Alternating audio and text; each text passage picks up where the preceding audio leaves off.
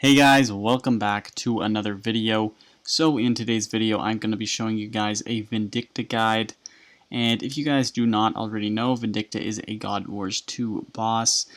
I would say it is one of the more easier bosses in the game, so people that are fairly new to bossing and have some high level stats should be able to catch on to Vindicta fairly quickly. So starting off with our requirements and recommendations.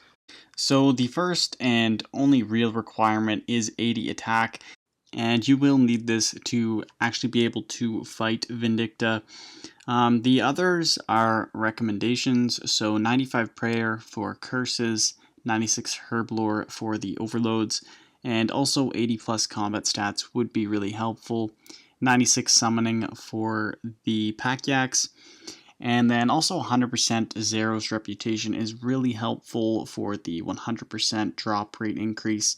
And you will also get the kill count reduced by 5%, meaning you will need to kill 20 Zero's minions to actually enter the instance. Now moving on to the gear setup, you should have a tier 80 plus weapon and tier 80 plus armor. The Amulet of Souls is highly recommended. You will mostly be using Soul Split during this fight, so the Amulet of Souls is obviously an excellent choice here. Another good option is the Ring of Death or the Luck of the Dwarves. I bring both, so I wear the Ring of Death during the fight, and then right at the end I will switch to Luck of the Dwarves, just for that little bit of extra chance at the unique items. As for the aura, you can use Vampirism aura or even Berserk aura. It just depends on your preference. Probably the damage boosting auras for melee would probably be the best. If you can also see, I am using Drygores. I prefer using dual wield against Vindicta when using melee. And then I do have the armor spikes as well as the sign of death. And you can upgrade your gear however you would like, but this is just a basic setup that you should have. Moving on to the inventory setup. So recommended is an overload or holy overload. You should probably bring 2 of these for the full hour. And then you should also fill your inventory with prayer potions or super restore potions. The Enhanced Excalibur is actually really useful here as well, so if you do have that, bring that. And then the Pack Yak and Winter Storage Scrolls. We might not need the Winter Storage Scrolls, but I always find it is nice just to have some just in case. And then fill up the rest of your inventory and your Pack Yak with food. I really do suggest beginners using Beast of Burdens with food, but alternatively you can use a Nihil pouch to boost your accuracy. It just depends on how well you are at killing Vindicta. So anyway, to start, Vindicta is located in the southwest part of the God Wars Dungeon 2, and in order to create an instance with Vindicta, you will need to kill at least 70 Zero's followers, and this can be decreased to 20 if you have 4,500 Zero's reputation.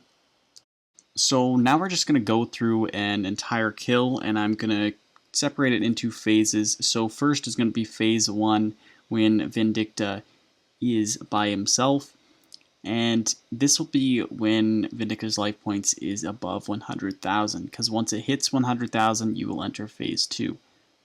So when entering the instance, Vindicta will spawn in the middle of the arena, and she doesn't have too many special attacks, but she does hit pretty hard, dealing up to 3,000 damage just on her regular hits.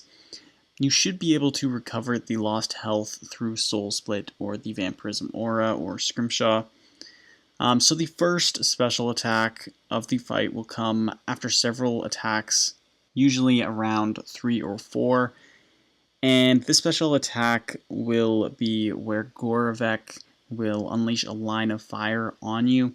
So the Dragon Gorvek will fly above you, and it will unleash that purple fire. You want to get out that as fast as possible. This will deal rapid magic damage of up to 1,000 damage per tick, and it is unaffected by curses, prayers, or abilities. It can easily be dodged by walking a few steps forward or backward, and you can even use Surge to escape as well. So as I said, for this first phase of the battle, it will last until Vindicta falls below 100,000 life points, and Gorvek will continue to use its fire attack until that happens. Also during this phase, Vindicta will have a special attack of her own. So she will attack in the following pattern. So she will have 3 auto attacks, then use her Hurricane ability. And so for this attack, it will deal a few thousand points of damage, and it hits within 2 spaces. So this can be countered using the Protect from Melee prayer, or you can use the Shield Resonance switch as well. Also, you can just tank it. It doesn't usually do too much damage, especially if you are dealing a lot of DPS and healing a lot through Soul Split. Moving on to Phase 2, which begins when Vindicta's life points fall below 100,000, she will call on Gorvek and begin attacking you while riding on the dragon.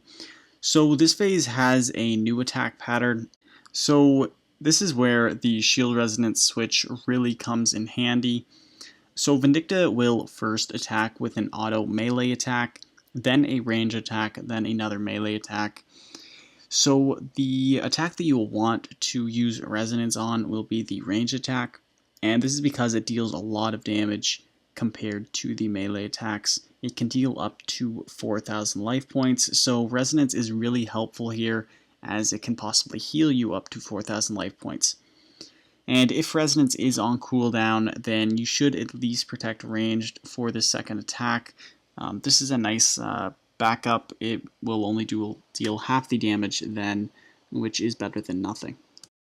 So after those 3 attacks, which would be the melee, ranged, and then melee again. So after those 3 attacks, Vindicta will then do the purple fire special attack that you actually saw in Phase 1.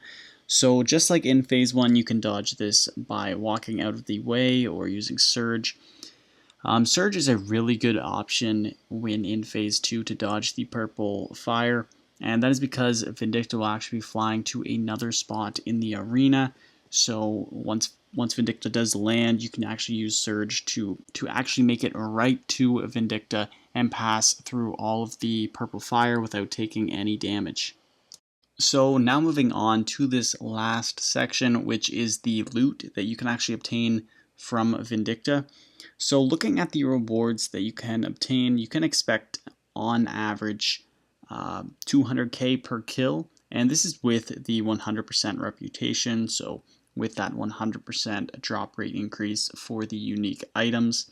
If you don't have this, you should expect 100k per kill. And actually per hour, if you're a beginner, you will probably get around 20 kills per hour.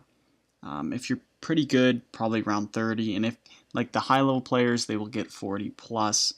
So you can base your GP per hour on that. But most of the money you will be making will come from these unique or rare drops, being the Crest of Zeros at 23.6 mil and the Dragon Rider Lance currently at 26.4 mil. So each have a base drop rate of 1 in 512, which will actually be reduced to 1 in 256 with the 100% reputation. And then Luck of the Dwarves will also help with the drop rate for these drops ever so slightly.